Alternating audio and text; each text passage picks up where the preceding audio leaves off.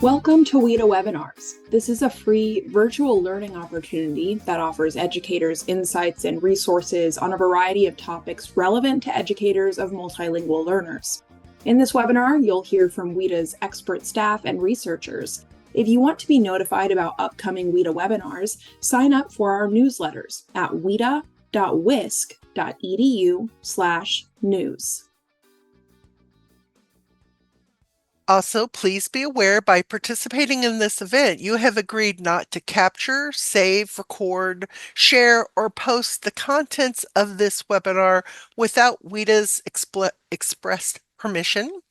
This includes using artificial intelligence software services to capture or annotate the content of this event. We will be monitoring for AI tools such as Otter, Fireflies, Gong, Fathom, etc. And will remove any participants using those AI tools to capture content. And with that, we would like to welcome you all to today's webinar. As Hannah mentioned, my name is Emily Kurth, and I am a professional learning curriculum specialist here at WIDA. And Lori and I are really excited for our session today named Instruction and Collaboration to Support Multilingual Learners with Disabilities. And a little about me, prior to joining WIDA, I did spend my entire career as a teacher of multilingual learners, ESL teacher, bilingual, dual language. And in my later years as an instructional coach, I worked closely with the special education team in co-planning and co-delivering instruction for students who are multilingual learners with disabilities. And so in this webinar today, we're going to be exploring instructional planning and collaborative practices that are designed to meet the diverse strengths and unique needs of multilingual learners with disabilities. And you're going to gain tools to support both language development and accessibility, and some strategies for fostering collaborative planning and that bring together multiple perspectives so we can all better understand the intersection of language and disability. And as you heard before, my name is Lori Hanna, and I am a professional learning specialist here at WIDA. Before joining the WIDA staff, I was a fourth grade classroom teacher for many years, and then I became a language specialist working in a rural district, working with all grade levels of students. I then became the director of EL curriculum for the state of Missouri. I worked in the Missouri Department of Elementary and Secondary Education. One of the tasks that I was doing while I was there is being on a collaborative team with the Office of Special Education to develop guidance for EL and SPED programs, as well as the identification process. So Emily and I are excited to share with you the new webpage supporting multilingual learners with disabilities. We were part of the team that developed the resources that you will find on this webpage, and we will be discussing them as part of this webinar. And so before we jump into the content of the webinar, we would like to briefly touch on some terminology used in the field to refer to the population we are here for today. At WIDA, we'll be using the term multilingual learners with disabilities as it refers to the individual and what we believe is the most inclusive way to describe their identity. And while the term duly identified or duly classified is commonplace and we'll be using it from time to time, it does refer to programming rather than people. And in this webinar, we'll also be using the term English learner. And English learner is used when referring to legalities, as that is the term that the federal government uses to identify students who require language development services. So according to the most recent civil rights data collection, there are 5.2 million students who are identified as English learners in U.S. public schools. Additionally, 16% of those EL students have also been identified as having disabilities. These students have unique needs since they have overlapping identities and classifications. They are identified as needing both language development and special education services. The students at the core of this intersection require programming and practices that are coherent, coordinated, and collaborative. And so we have a fact or fiction question that we'd like to kick us off with. In a minute, you'll be receiving a poll and let us know your thoughts. Is this statement fact or fiction? For multilingual learners with identified disabilities, their special education services supersede their language development services.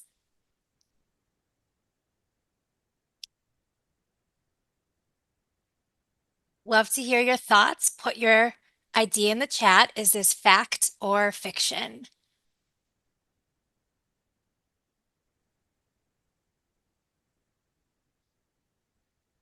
Okay, I see answers coming in the poll, answers coming in the chat. We'll give people some more time to respond.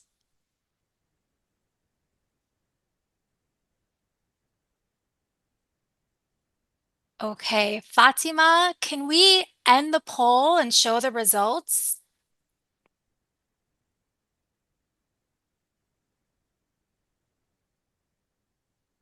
Okay, so as 82% of you identified, this statement is fiction. There's federal case law and statutory mandates that exist that state that this is not true, and in fact is a violation of student civil rights. All districts and schools must provide full and meaningful access to both language assistance services and special education services to students who have been duly identified. So there are many laws and regulations in place to protect multilingual learners with disabilities. Fatima is going to be placing a link to the federal legislation and regulations for multilingual learners with disabilities flyer that you are seeing in the chat. This is critical to understand as this supports educators in knowing what students are legally afforded due to their classification as a language learner and as an individual with a disability. Educators can use the information from this flyer to understand the responsibility schools and districts have when meeting the needs of duly identified students. The more we understand about our students' rights, the better we can examine our own context and advocate for their access to meaningful education based on their distinct needs. And so, one piece of legislation that is especially helpful in understanding schools and districts' responsibility in meeting their legal obligations is the U.S. Department of Education fact sheet, Equal Access for English Learners with Disabilities. And this was released in November 2024 by the Office for Civil Rights. And in addition to explaining the legal requirements for multilingual learners with disabilities, it also identifies practices that could, depending on the facts and circumstances around those practices, raise concerns regarding civil rights violations, which Lori will talk about now. So in this document on page 3, it contains 13 examples to support schools and educators in understanding the practices that would be detrimental to multilingual learners with disabilities.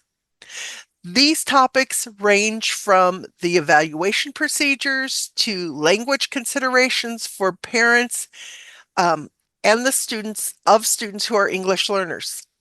Here are some actions that could be potentially detrimental for students and deny students access to meaningful educational opportunities. So if you look at number 4, making a student who is eligible for both services or the student's parent or legal guardian select either service for EL service or disability related service. Number 7, scheduling programming at the same time, forcing students to miss one or the other type of service. And 13, separating students who are ELs with disabilities from students who are ELs or other students generally, when not necessary to provide EL services or disability-related services for that student. And ultimately, this is the line from the U.S. Department of Education fact sheet that explicitly states that one service does not supersede the other. Schools must provide access to both the EL services and disability-related services to which they are entitled under federal law. So I see that we are having people say that they are having issues opening these documents. I just want to point out that while we're giving you these links to the documents, they are also located on our new web page that we introduced at the beginning. So the two documents that we've just talked about, uh, federal legislation and regulations for multilingual learners with identified disabilities. So that is a infographic kind of flyer. And then the equal access to elementary and secondary education for students who are English learners with disabilities. So those are the two documents that we just mentioned. We would like for you to think about those documents. Hopefully folks are being able to open those now. Think about who would benefit from having these documents. Who would you think you need to share with these documents? So I'm going to give you a minute to cruise through those.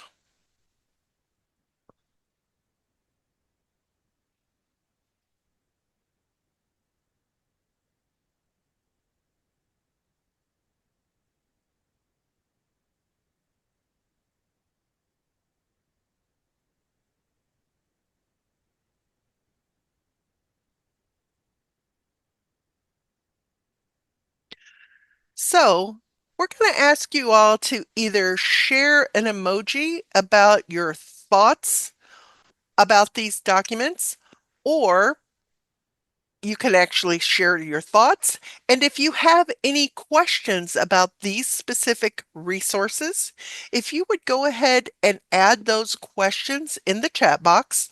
Emily and I are going to be answering these questions at the end of the webinar. So we want to make sure that we are able to provide you some answers to those questions that you may be having. And working together to support multilingual learners with disabilities requires collaboration. So now in our webinar, we're going to focus our attention to the what and the why of collaborating to support multilingual learners with disabilities.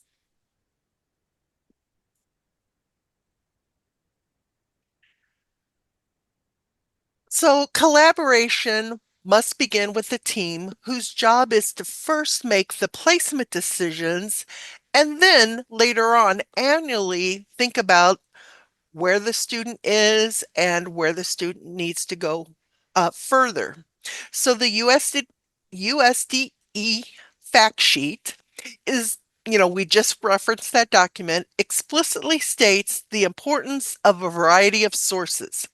It says on page 2, to ensure that Section 504 services for a student who is an EL and has a disability are designed to meet the individual education needs of the student, a school is required to draw upon information from a variety of sources, including the social or cultural background of the student and recommendations from teachers, and ensure that the placement decision is made by a group of persons knowledgeable about the student.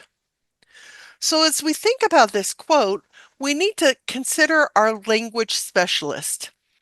Your language specialist is fundamental to this aspect of decision making because they can use what they understand about the connection of a student's language practices to the sociocultural background of that student. And then the Individuals with Disabilities Education Improvement Act of 2004, IDEA, requires the participation of a minimum number of multidisciplinary team members when supporting a student with disabilities. And these team members participate in the development and the implementation of the individual education program, or IEP, in order to attend to those specific needs of any particular child. And so we have a student support team handout that Fatima is going to put in the chat. And this handout outlines the roles and responsibilities of these team members. And we want to call attention to the additional personnel that are often brought into this team to provide the specific supports based on a student's unique needs. And so, as Lori mentioned, it is best practice for the language specialist to be included during IEP meetings. For a multilingual learner with a disability, that language specialist participation is critical so they can provide their expertise on language development and acquisition. So collaboration is best served when educators approach this process with a mindset of shared responsibility. In the book, Special Education Considerations for Multilingual Learners delivering a continuum of services, the third edition, the author says, collaboration should increase in schools as professionals realize that no one professional perspective can address all multilingual learner needs. These collaborative relationships require professionals to step outside their traditional roles and share their perspectives, knowledge, and experiences with colleagues through creative programming. So, as we're thinking about what is the best way to serve multilingual learners with disabilities, our collaborative practice should include varying perspectives and bridging expertise so that there is a collected effort to understand the whole child. And creating a shared responsibility means having a positive culture of collaboration. And a positive culture of collaboration not only impacts the educators who work on the teams, but also the students that they serve. And so we put together a few traits of teams with a positive culture of collaboration. So, to start with, when a team has diversity, that means there's representation from different content areas, expertise, and specializations. And this can support the team in discovering a student's strength and also their specific interests. When a team has a common vision, there is an alignment on the end goal and a commitment between the team members to achieving it. Also, when a team has shared understanding, that means that there's clarity on each member's role and responsibility. And when a team has organization, there is a schedule of regular meetings when all members can attend with ease and regularity. And if a member can attend, then there's organized channels for their input or to be informed of what was discussed. And then lastly, when a team has awareness, it means that there's openness to challenging any systems that may exist that are hindering student success, and also having an openness to seeking for innovative ways to support students. And so when a team embodies these ideas, they can really focus on the goals for the students because they're united in their purpose. And cohesion among adults in the building creates cohesion in desired outcomes for students.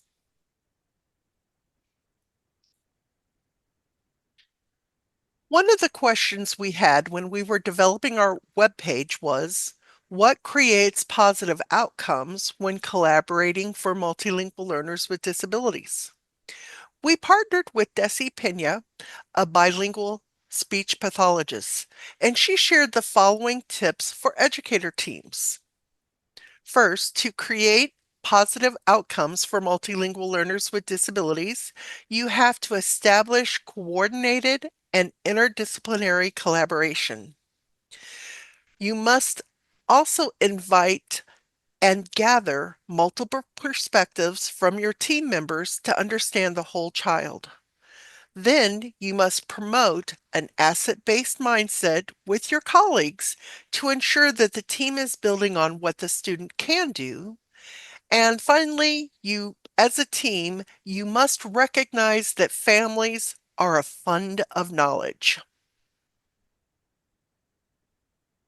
So, recognizing families as funds of knowledge is a crucial piece of this collaboration process. So, let's hear what Desi had to say about collaboration with families. She says parents really hold all of the knowledge around culture and language for that child's home or heritage language.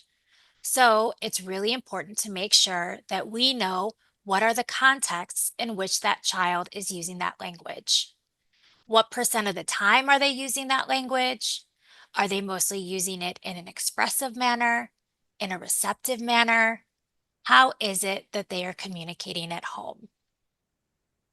So, in order to involve families and caregivers as funds of knowledge, so we can learn from them and about their language practices, we need to make concerted efforts to include them in meaningful ways in our collaboration processes. So successful collaboration with parents and families or caregivers here requires two-way communication that promotes advocacy and helps educators in their roles of serving students. Creating an environment that supports caregivers to advocate for their child first requires educators to think about the communication channels within their schools and the types of information communicated with families and parents. To be an advocate for their child, caregivers need to know what their legal rights are, how to prepare for IEP meetings, and the best way they can communicate with the educators. When educators look to caregivers as resources for learning, we are provided with the opportunity to integrate the experiences of the student and their home practices into our classroom instruction. And so, when families and caregivers feel valued in our collaborative practices, we build relationships. And we build relationships that support the sharing of information that's helpful in understanding the whole child. So, we reached out to some caregivers of multilingual students with disabilities to understand what helps them to feel included and how they feel that they can best advocate for their child. And Gabriela Luna, she is the mother of Brandon. And here they're pictured on Brandon's eighth grade graduation day. And she shared with us that the school supports her to share questions, thoughts, and ideas by sending communication home in Spanish, her home language, all the time. And this quote is a reminder of how important it is for schools to know the home language of families and ensure that the communication is linguistically responsive. Removing linguistic barriers to communication is a critical step in promoting and also sustaining caregiver advocacy because we open doors that way.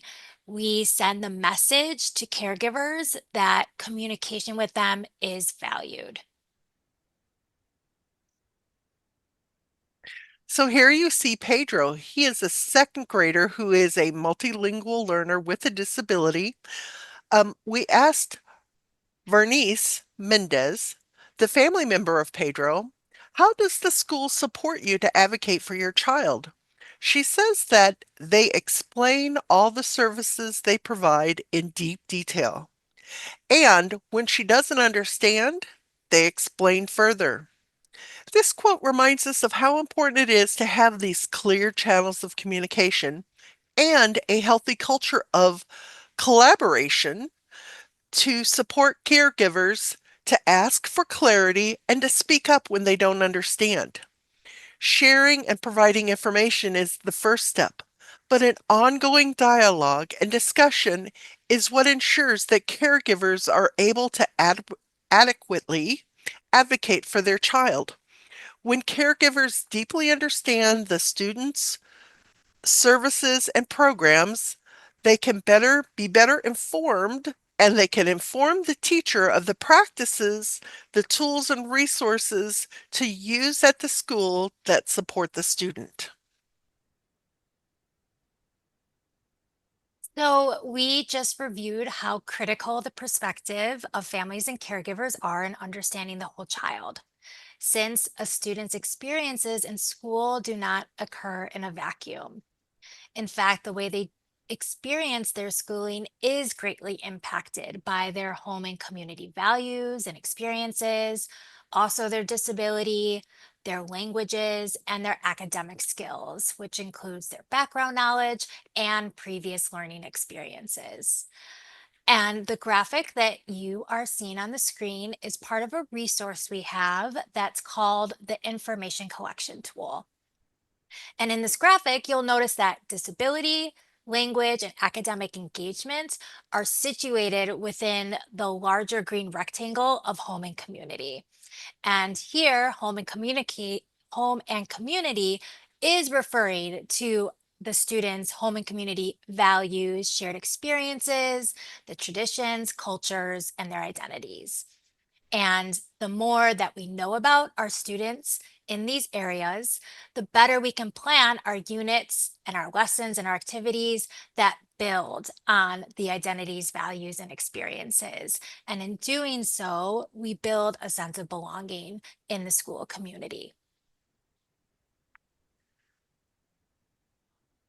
So as you're looking at this information collection tool, there are guiding questions that follow the graphic to allow you to complete the graphic.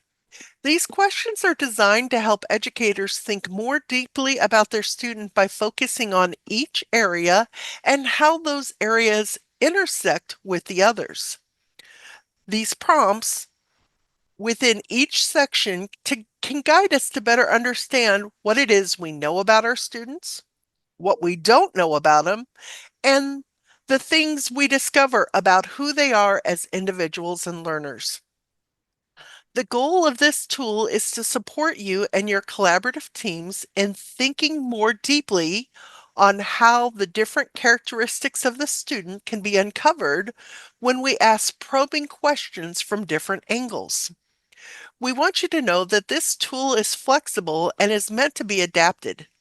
You may see questions you want to add or adjust based upon your community, your context, and your students' demographics. It can be personalized to meet your needs. As you explore the tool, you may be considering who to partner with to include those varied perspectives of those who have different expertise and knowledge about the student. And we partnered with Rana Khan, a middle school special education teacher who used this tool in her setting. And here's what she had to say. Going through this exercise gave me a chance to reflect on how I can strengthen my knowledge about my students, their families, and cultures. I find what's most helpful is directly asking what families value or which aspects of their culture are most important to them. Certainly, this information can be gathered by the teacher via phone calls or surveys. Better yet, though, enlist students to interview their parents or guardians. My wheels are turning for activities to start the new school year. We're grateful for Rana's experimentation with the tool and her feedback as we designed it. So one of the main goals of the student information collection tool is to inform decisions about instructional planning. So we wanted to provide an example of what this decision making may look like. So Hannah just put a link to the parent-teacher collaboration handout in our chat. This handout shows how one teacher collaborated with a student's mother, gathering insights about her child's strengths and needs to build a supportive and inclusive classroom. It provides examples of how parent voice can impact school-based decisions. So the mother shared about their home life, the students' previous school experiences, and how they use home language practices at home. She also shared about her concerns for the student's disability related experiences, including his successes and challenges. Okay, in this last section on collaboration, we just shared 3 different resources that can support you in different ways that will hopefully enhance those practices in your setting. And so I invite you to open these resources and you can take a look at one of them, skim and scan all 3, and think about who would benefit from these resources. So I'll give you a moment to open them and reflect on who you think would benefit from them.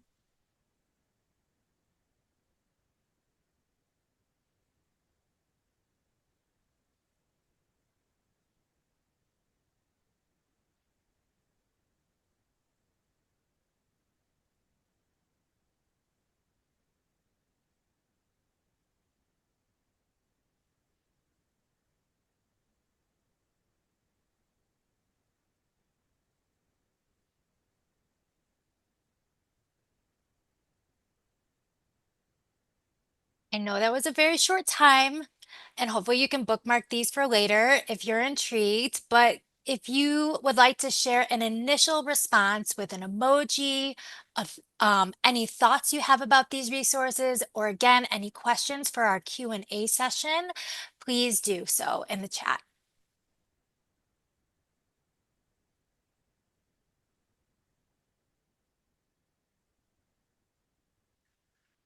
So, in the information collection tool, we talk a lot about the intersections of language, disability, and academics for the student within that home and community environment.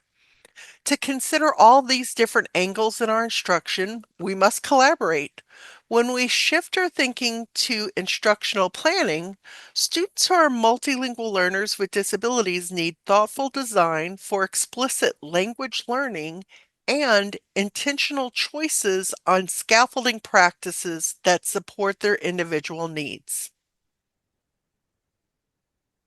And one approach to this is through the language and disability framework. And in this framework, language needs are represented on one continuum, and disability related needs fall along the other continuum. Students can be located anywhere in the 4 quadrants, representing the variations of intensity of those needs. And some students have high disability needs and low language needs, or high language needs and low disability needs. Sometimes it's both almost equally, but what matters most is that we are considering student needs from both of these angles. And since it is the lawful right of multilingual learners with disabilities to have full and meaningful access to both language development services and special education services, educators and educator teams need to be using instructional frameworks that are designed to respond to these distinct needs. And that's to make learning rigorous and also grade level accessible. So, another framework is the Universal Design for Learning, or UDL. It is a framework to support the design of accessible learning environments. Its main purpose is to maximize learning for all students while minimizing barriers. UDL was created by the organization CAST, and the framework has a set of principles, guidelines, and considerations that are meant to support educators in designing environments so that all students can participate in meaningful and challenging learning. Some of you may already know UDL and may already be using it. To others, this may be a brand new framework. It's basically it's based on the ideal that there is no such thing as a typical student. Variability is the norm when it comes to students and their learning. And so to support educators in utilizing UDL and selecting accessible supports for instructional planning purposes, our team has created a handout titled UDL Example Ideas.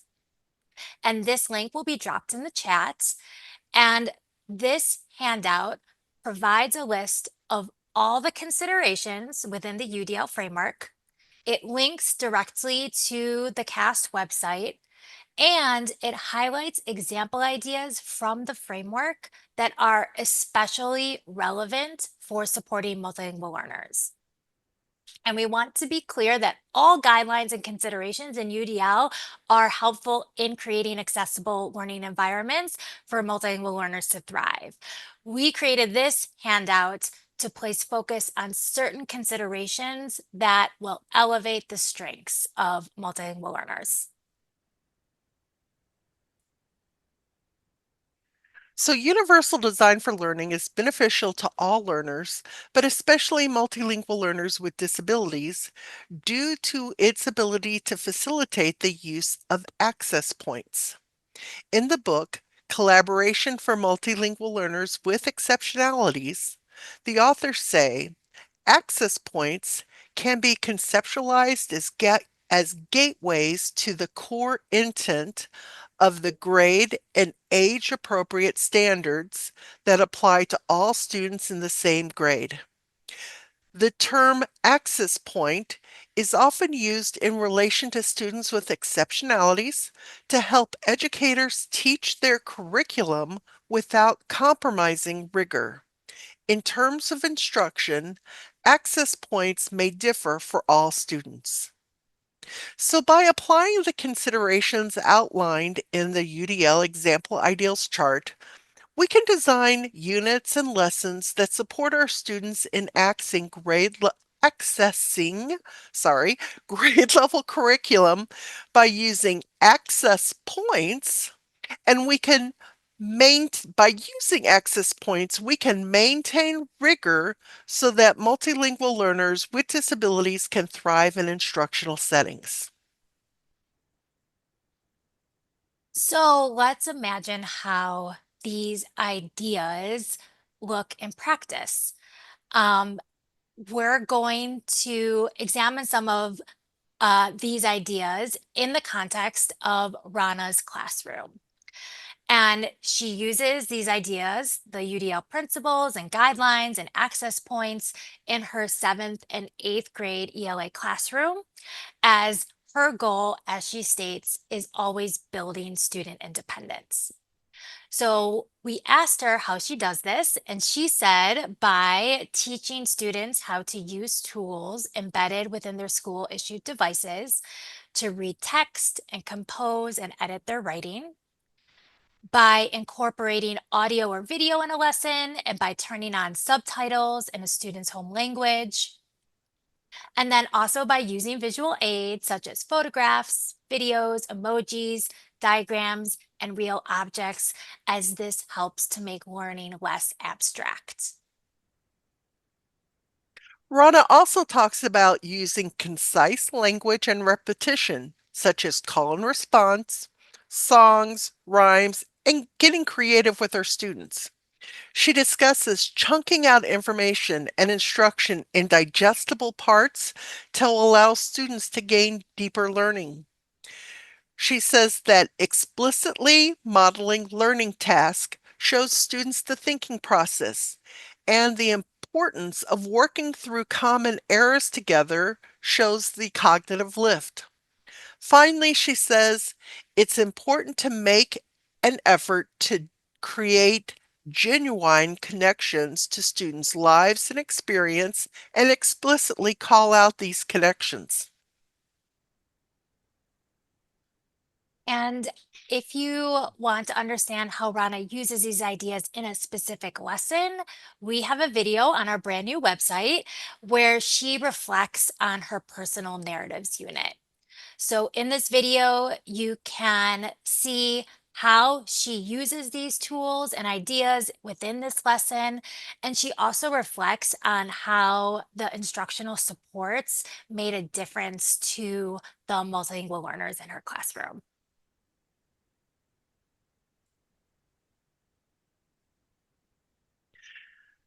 Now let's take a look at addressing the language development needs when we're planning instruction.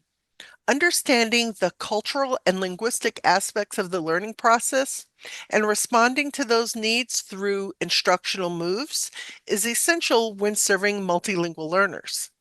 The WIDA standards framework, the 2020 edition, which many of you may already be familiar with, is a resource for planning and implementing language curriculum, instruction, and assessment for multilingual learners. This document includes a section for lesson planning considerations and is built around WIDA's fundamental belief that multilingual learners are best served when they are learning content and language together in linguistically and culturally sustaining ways. Through the areas of pedagogy, lesson flow, and assessment, the WIDA ELD Standards Framework provides questions to guide educators to consider to ensure that they are planning for units and lessons with multilingual learners' needs in mind. And as an educator, having multiple instructional frameworks to absorb, consult, and utilize can be overwhelming.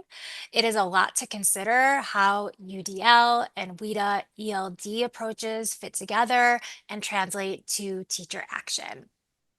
So, to support educators in reflecting on instruction for multilingual learners with disabilities, our team has taken the overlapping and high leverage pieces of UDL and WIDA's considerations for lesson planning to create a tool that incorporates both of these frameworks.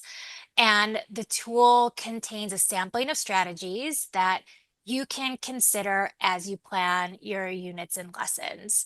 It's not meant to be an exhaustive list, and it's meant to highlight where language and disability meet within UDL and ELD and really support that integration of content, that integration of language and accessibility supports in your instructional planning.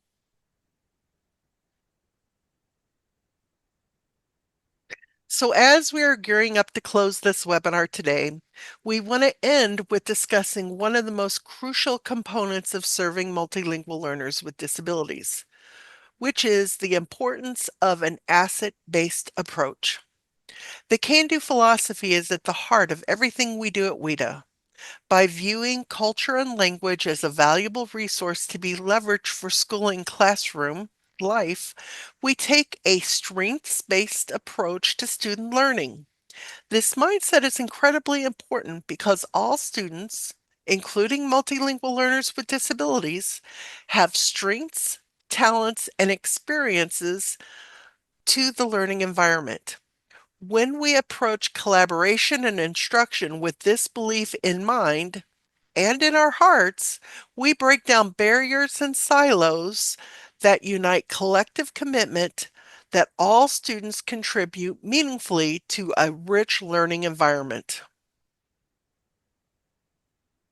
And so we'd like to share some valuable insights from individuals who live and breathe this topic. And to start with, Marcella Corman, she is a University of Wisconsin-Madison student and identifies as a neurodivergent person based on her having ADHD and dyslexia. And when we asked what advice she would give to teachers, she said, there is more than one way to understand text and make learning and understanding. I would often have a different train of thought getting to the end result that the teacher was looking for than my classmates would, but we still all got the same answer. It's just there were different ways to do it. And I think that's so important because we are all individuals and that's how learning is as well. And it's just good to respect different forms of thinking. I love this quote, and it reminds us that when educators are flexible with the learning pathways of students, then they place value on the different ways that individuals or even cultures make and show meaning. And in doing so, we model this asset-based approach. And then we also support students in creating asset-based mindsets of themselves and their capabilities.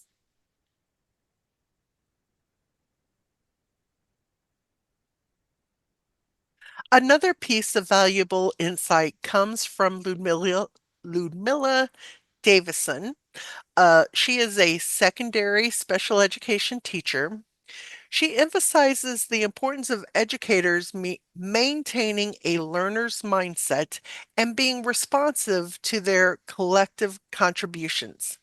She says, I think it's important for teachers to know that they've got to lower their guard a little bit when it comes to teaching students who are duly identified. You haven't been in their shoes and you've got to listen. The more you address the student, the more you can get to the content. Students have to have the space to process not just the information that was provided to them, the academic part, the story, but the story. For example, how does that resonate with you as a human? So both these quotes come from a video on our new webpage. It's under the section Having a Asset-Based Mindset. Okay, so we have come to our last pause and react moment, and we've shared two tools about instructional planning. And if you, Hannah just put those in the chat, and if you open the links, skim and scan them, and think about who would benefit from these resources.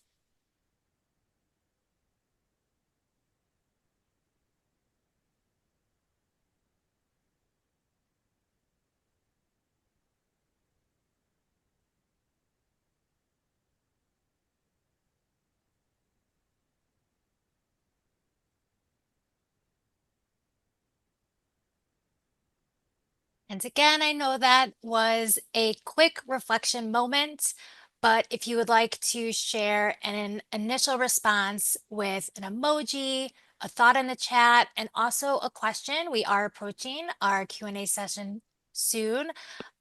We'll be addressing those. As we close our webinar today, we want you all to remember a few things. We know how deeply and passionately we feel as educators to best serve our students, especially the most vulnerable and sometimes underserved ones. It can be hard, but that doesn't mean you have to be hard on yourself.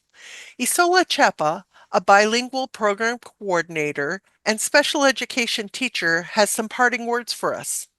First, first, she says, always come from a place of yes. She says she always goes in with the belief that, yes, I'm going to help my student. Yes, I can move them forward. Yes, they are going to learn. I think that the biggest thing as a teacher is to be reflective and come from the place of yes. She also says that you don't have to know all the answers. In our webinar, we've talked about having an open mind and maintaining a learner's mindset. When you realize that you don't have all the answers, nor should you, it creates a space for open dialogue to take risk, which sometimes leads to the best solutions. And lastly, Isa says, if you make a mistake, it's okay. Think about all the times you've told your students this, and the mistakes are opportunities for learning. So we should apply the same ideal and extend the same kindness to ourselves. Be patient with yourself and your team as you find out what works for your context and for each unique student that you serve. And with that, thank you, Lori. I love those quotes from Isa. We would like to end this part of the webinar with one more reminder about our new webpage supporting multilingual learners with disabilities. All the resources that we shared today are in this webpage, along with more videos and other resources. So we invite you to bookmark it, check it out, and we are really excited that this has gone live. Especially, we want to thank all of our different collaborators we had on this video. Or this webinar. We had 4 teachers from all around the consortium. We had 3 parent family caregivers, and we also had 1 UW student who all provided resources for us in the development of these resources. Yes, we are so grateful to their contributions, and we are now going to begin our Q&A session. Lori and I are going to take a look at what questions were put in the chat. So just give us a moment.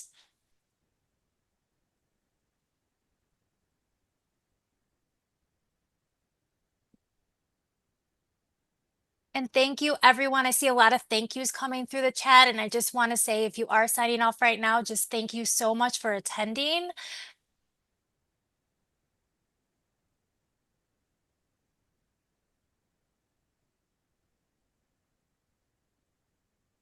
And in just a minute, we'll be getting those questions.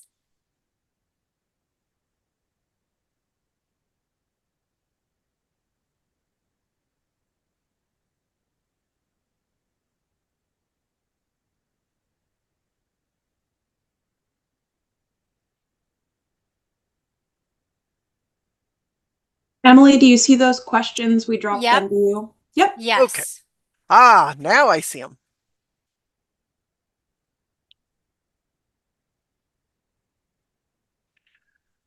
So I have lots of experience with the access test. So I'll probably take on the first one here. I'm just moving this over here so I can see it easier.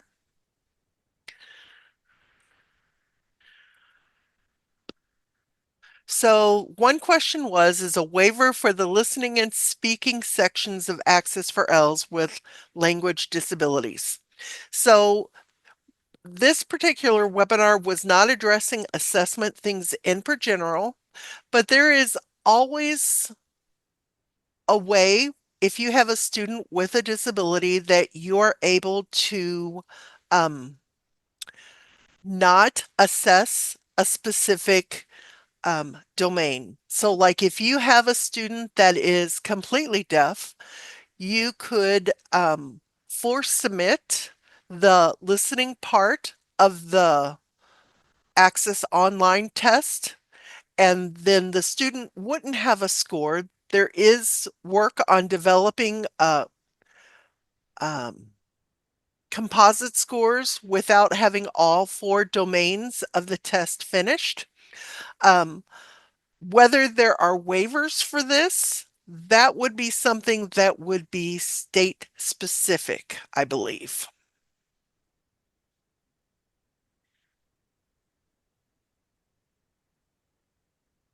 We have a question about building credibility if someone's questioning the references, given the current state today. And I think this was in response to our laws and regulations.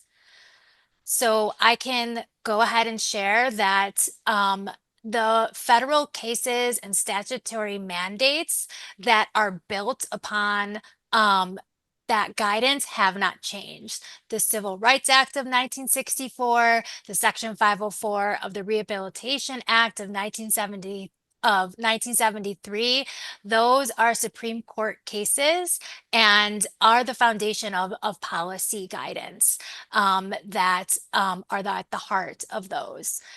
So you can use this federal legislation and regulations flyer to support those advocacy efforts. Lori, do you want to add anything there? Nope. Well, and there is a question about the dear colleague letter that was rescinded. So when it says that it was rescinded, it doesn't mean that it's not recommended practice. It means that currently the Office of Civil Rights is not actively pursuing cases for the Dear Colleague letter. The information in the Dear Colleague letter is still the recommendation that's just not being supported through follow-ups by the Office of the Justice Office. There is one question about, do you have specific suggestions for creating a greater culture of collaboration in school? And I would welcome anyone's thoughts in the chat about creating a positive culture of collaboration in school, but I can share from my personal experience things that really supported our culturally and linguistically diverse team and special education team in working together, which is one that administration prioritized time for us to co-plan and collaborate. And it was a priority for that to occur. Secondly, during PD time, it was an opportunity for educators to learn from one another and share expertise. That bridging expertise between specializations is really what is going to make that integration of language and disability. A student is a whole child, and the language and disability supports need to reinforce one another. And in order to do that, the teachers and the specialists need to have time to talk and discuss all of the strategies and supports that are helpful and that can be put in place for students across settings. So, in order to do that, there needs to be time and opportunity for practitioners and educators to talk and dialogue. And so creating time for this and prioritizing this is something that is helpful. I also have found, and again, I welcome anyone's comments in the chat, that having clear channels for communication is so important. In-person time is very limited in some contexts. Some teachers are seeing multiple grades in multiple classrooms. And so to keep up with that collaboration requires creative thinking and flexible thinking. And so I know that having opportunities to participate digitally and collaboratively, to participate collaboratively digitally is also something to be leveraged. So those are my initial thoughts. That all contributes to creating a shared responsibility when educators can share expertise and talk to one another.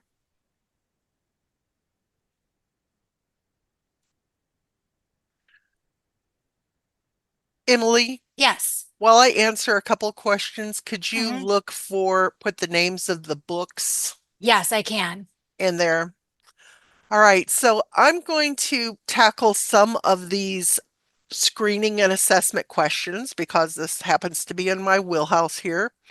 Um, so can we give an accommodation like embedded speech to text and word prediction for ELA math science to students with special learning disabilities in reading or writing?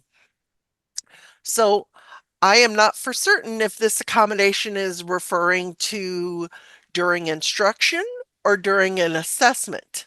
So embedding speech to text can be an accommodation, definitely accommodation for instruction by all means.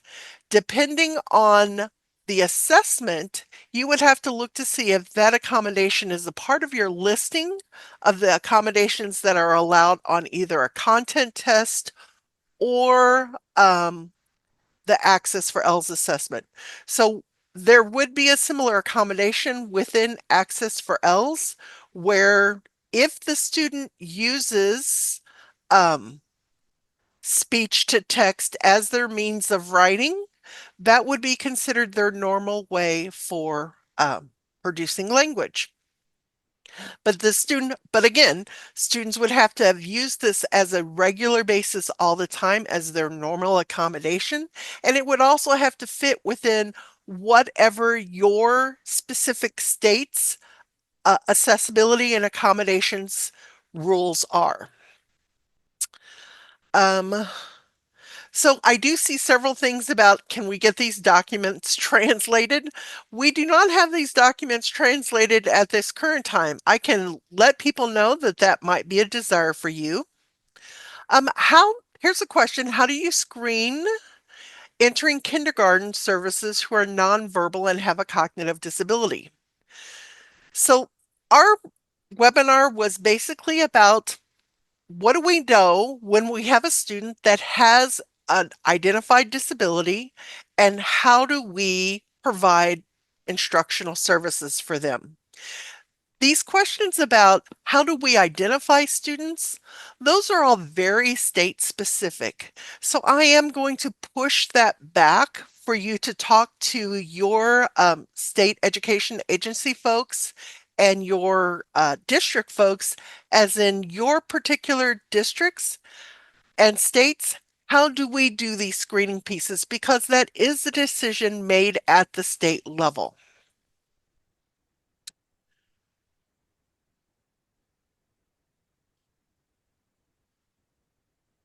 Gloria, I'm just finding links to all the books, and I Thank just you. put one in the chat, and I'm giving the second one right now.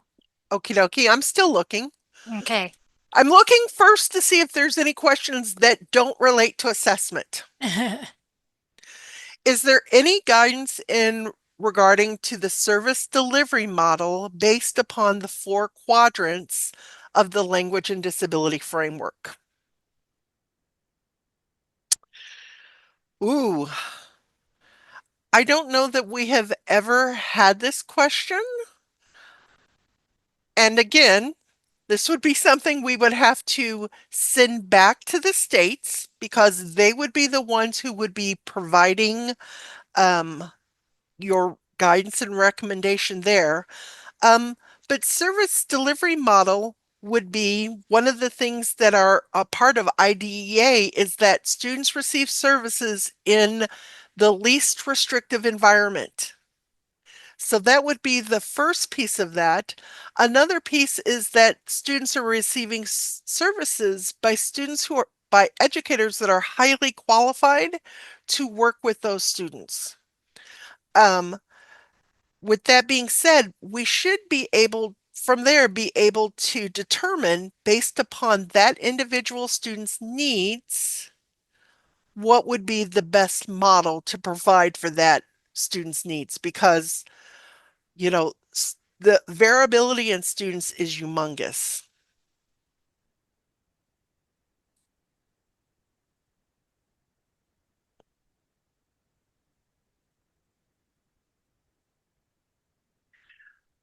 There is a question here: when a student exits English Learner Services and they also have a learning disability, what is your recommendation for continuing supports?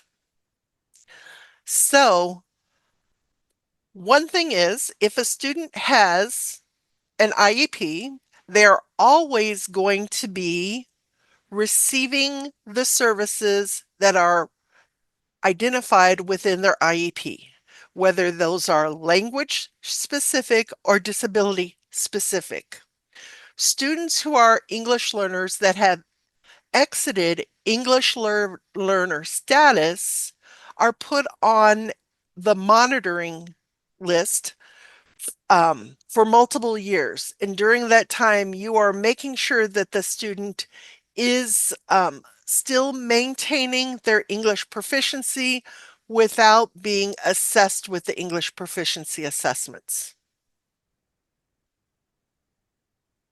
Oh, this is a good one. So, Emily, what are some instructional strategies to use with nonverbal students? Mm-hmm. Really great question. I think, some of the things to explore is there a shared understanding of ways that non-speaking slash non-verbal student communicate? Are they using a device? Do they use gestures? Do they use signing? And really understanding if there's a way to create a shared understanding between the educators and the families and caregivers on these communication methods. And once that's established, is working with, well, how can that student then uh, with their receptive language and expressive language by using those communication methods um, meet and engage with the language and content goals. So I think one, like, yes, there are strategies, but we have to think about the individual student and how they show communication in their own way. And then once we know how they show communication, how are we engaging with them in meeting those language goals? Lori, what would you add to that? I think you had it right there. Okay. Um, so right now, I see, and I think Lori addressed this, and sorry if I missed it, but about a lot of questions about identifying ELs with disability and how to know this, right? WIDA is really focused right now on providing the support about students have been identified. So how do we support students in their instruction and with collaboration once they're identified? I know that the Office of English Language Acquisition has some resources about that identification piece. But our website is really about that instructional piece and integrating language and disability once a student has been identified. I've also seen some questions about IEP goals and creating a culturally linguistically IEP, which is paramount to students receiving those integrated supports. And in the book that I share, the collaboration for students with exceptionalities, there are tips there that they include on how to write culturally and linguistically responsive IEP for students. And it really mirrors what we talk about collaborative practices in today, that we are including the language specialist. We are including people that are knowledgeable about a student's social and background in those meetings, that we are including both language goals and content goals within the IEP. And so how that might look like at a specific goal level is really going to change based on the students that you are writing the goal about. So, there are guiding factors we can consider when creating culture and linguistically IEP goals. But as for the writing the goals themselves, that is very student based and dependent on the individuals that are at the meeting who know the student. Lori, would you add anything else to that? I think you have that one also. Okay. I Go am going ahead. to jump in on a couple accommodations ones Yes. here. So there was a question about students who have a read aloud or a human reader accommodations for all items, including reading, comprehension, and what is this as it relates to WIDA and a WIDA accommodation? So when you have a human reader accommodation and you are administering the Access for ELS assessment, that accommodation is allowed for every domain, speaking, listening, and writing, but not for the reading domain, because the test construct of the reading domain is for us to be able to measure how a student is able to read in English. So to provide a read aloud accommodation for the reading domain changes the reading test to a listening test. That is why it is not allowed in the Access for ELS assessment. Found another question here that I want to pop in here. It says that one gap in our services is serving students in intensive settings for disabilities. Any advice on how to engage both special education teachers and multilingual teachers to build their collaboration? So, Emily, I thought that would be a good question for you.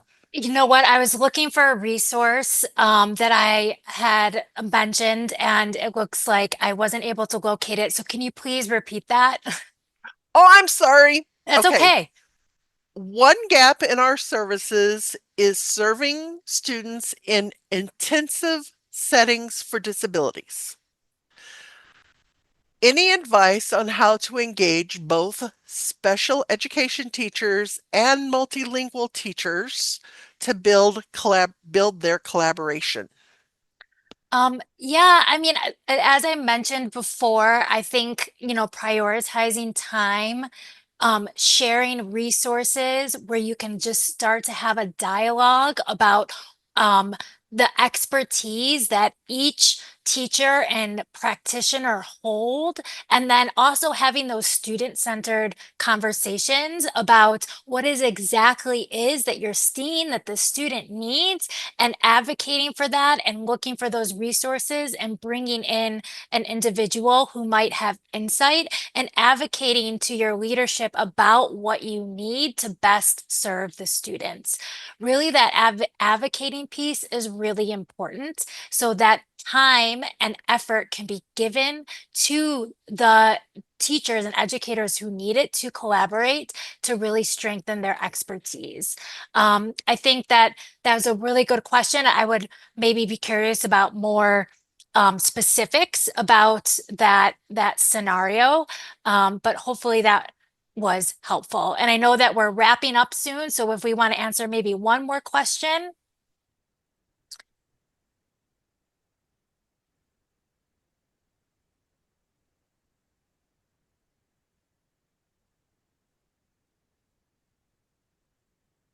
Um, So there was a question up in our first group up here that we had, Emily. It okay. says, if we have a co-teaching model where the general education teacher, ESL teacher, and special education teacher, is that an appropriate method of service delivery for duly identified students? Well, I would first like to start with that, had Lori mentioned as the least restricted environment, having that co-teaching setting where all the educators are present with the expertise in the general education setting is setting such an important message that there is inclusion and that all teachers in that setting are responsible for the learning of every student in that setting. So I think, that question isn't an appropriate method. It can be. And, what we're making sure we're doing is evaluating students' growth with data along the way to determine, yes, this is working, but maybe the student will benefit from some more specified supports with language. And during small group time, I can work on this. So this service delivery model can look a lot of different ways when there's three teachers. And we actually have a collaboration pair, co-teaching. I think it's a focus built and a resource that really shows all the different ways that this can look in a classroom when there's multiple teachers. And with that, I think we're even 1 minute over. So we are going to end the webinar today. I just want to thank everyone so much for attending, for asking all the questions that you did. I know that we weren't able to address all of them, but feel free to reach out to WIDA. We're here to support you. And we so appreciate educator engagement. And we wish you the best in the rest of this fall, and check out our webpage and let us know, your thoughts on all the resources. Thank you so much, everyone.